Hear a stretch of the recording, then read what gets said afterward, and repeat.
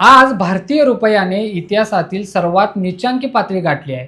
एका डॉलरची किंमत आता 92 रुपये 50 पैशावर जाऊन पोहोचली आहे. प्रश्न असा आहे की 2014 मध्ये नरेंद्र मोदी यांनी रुपयाच्या घसरणीवरून जसा पंतप्रधान मनमोहन सिंग यांचा राजीनामा मागितला होता, तसाच राजीनामा ते आता स्वतः देतील का? नमस्कार, मी सुनील आणि तुम्ही पाहताय या बोलूया. सध्याची परिस्थिती खरोखरच गंभीर आहे. मार्च 2026च्या मध्यावर आपण आहोत आणि रुपया डॉलरच्या तुलनेत 92.30 ते 92.50च्या दरम्यान फिरतोय. याचा अर्थ असा की जर तुम्हाला अमेरिकेचा $1 घ्यायचा असेल तर तुम्हाला 92 रुपये 50 पैसे मोजावे लागत आहेत. ही घसरण अचानक झालेली नाही. डिसेंबर 2025 मध्ये रुपयाने पहिल्यांदा 90चा टप्पा ओलांडला होता आणि आता 3 महिन्यात तो 92च्या पुढे गेला आहे. आता थोडे मागे वळून पाहूया. जेव्हा डॉक्टर मनमोहन सिंग पंतप्रधान होते आणि श्री नरेंद्र मोदी गुजरातचे मुख्यमंत्री होते, तेव्हा मोदींनी रुपयाच्या घसरणीवरून त्यांच्यावर प्रचंड टीका केली होती. त्याने अगदी राजीनाम्याची मागणी केली होती. आज जेव्हा रुपयाने ऐतिहासिक नीचांक गाठला आहे, तेव्हा तोच 2014चा निकष लावला तर विरोधक आता मोदींच्या राजीनाम्याची मागणी करू शकतात. तेव्हा आंतरराष्ट्रीय मुद्द्यांचा वापर स्थानिक राजकारणासाठी केला गेला होता, तसाच आताही होऊ शकतो. पण हे सगळं असं का घडते हे समजून घेणं महत्त्वाचं आहे. जगामध्ये सध्या डॉलर खूप मजबूत होतोय.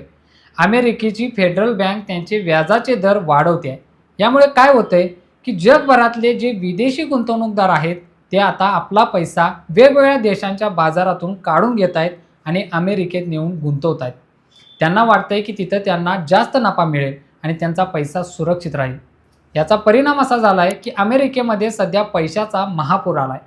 डोनाल्ड ट्रम्प यांच्या काही निर्णयांची भीती गुंतवणूकदारांच्या मनात आहे. ट्रम्प यांनी जे रेसिप्रोकल टॅक्स लादले आहेत आणि जगात जे अनिश्चिततेचं वातावरण निर्माण केले, त्यामुळे सगळा पैसा अमेरिकेकडे वळतोय.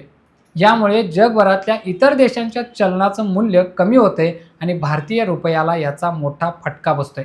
दुसरं मोठं कारण म्हणजे कच्च्या तेलाच्या वाढत्या किमती. पश्चिम आशियामध्ये जो तणाव सुरू आहे त्यामुळं कच्च्या तेलाचे दर $70-75 वरून थेट $120-130 प्रति बॅरेलवर गेले आहेत. भारत आपली 80% तेलाची गरज आयातीतून भागवतो. पूर्वी जर आपल्याला $100 द्यावे लागत होते तर आता आपल्याला $130 ते $150 द्यावे लागत आहेत. या वाढीव खर्चामुळं आपली व्यापारी तूट वाढते आहे आणि रुपयाचं मूल्य आणखी घटतंय. या भूराजकीय तणावामध्ये सध्या युक्रेन रशिया युद्ध, पॅलेस्टाईन इस्रायल संघर्ष असे मोठे प्रश्न समोर आहेत. हे युद्ध कधी संपेल हे कोणीही सांगू शकत नाही. मिस्टर ट्रम्प यांची सगळी गणितं चुकलेली दिसत आहेत. विदेशी संस्थात्मक गुंतवणूकदार सातत्याने भारतीय शेअर बाजारातून पैसा काढून त्यांचं डॉलरमध्ये रूपांतर करतायत. आता या सगळ्याचा तुमच्या आमच्यावर काय परिणाम होते? रुपया घसरला की महागाई वाढते. आपण ज्या वस्तू आयात करतो जसं की कच्चं तेल, इलेक्ट्रॉनिक्स वस्तू, यंत्रसामग्री किंवा खाद्यतेल, या सगळ्या वस्तू आता महाग होणार आहेत. इतकंच नाही तर परदेशातलं शिक्षण आणि तिथला प्रवाससुद्धा आता खूप महाग झाला आहे. याचा फायदा फक्त निर्यातदारांना होतोय, कारण त्यांना मिळणाऱ्या डॉलरचं मूल्य आता जास्त मिळते. पण आयातदारांना मात्र मोठा फटका बसतोय. या परिस्थितीमध्ये रिझर्व्ह बँक ऑफ इंडिया काय करते? रुपयाची घसरण रोखण्याची जबाबदारी RBIवर आहे. RBI बाजारामध्ये हस्तक्षेप करते. त्यांच्याकडे जो परकीय चलनाचा साठा आहे त्यातील डॉलर RBI बाजारात विकायला काढते. यामुळे बाजारात डॉलरचा पुरवठा वाढतो आणि रुपयाची अचानक होणारी घसरण थांबवण्याचा प्रयत्न केला जातो. RBI त्यांची सगळी गंगाजळी एका रात्रीत खर्च करत नाही. ते खूप विचार करून धोरणात्मक पद्धतीने डॉलर बाजारात सोडतात. त्याशिवाय महागाई वाढत असेल तर RBI रेपो रेटमध्ये वाढ करण्याचा विचार करते. व्याजदर वाढले की परदेशी गुंतवणूकदार पुन्हा भारतात गुंतवणूक करायला आकर्षित होतात आणि देशात डॉलरचा ओघ वाढू शकतो. सरकार काय करते?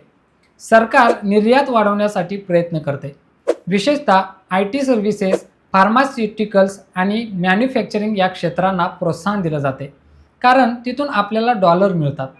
सध्या आपल्या GDPमध्ये IT क्षेत्राचा वाटा 60% आसपास आहे. पण इथे एक दुसरी अडचण उभी राहिली आहे. मिडल ईस्टमध्ये सुमारे 1 कोटी भारतीय काम करतात. तिथल्या अस्थिरतेमुळे हे लोक आता हळूहळू परत येऊ लागले आहेत. हे लोक दर महिन्याला आपल्या घरी जे पैसे पाठवायचे त्यातून भारताला मोठं परकीय चलन मिळायचं. आता तो ओघसुद्धा कमी होण्याची भीती आहे. भारत सरकारसमोर आता पर्याय कमी उरले आहेत.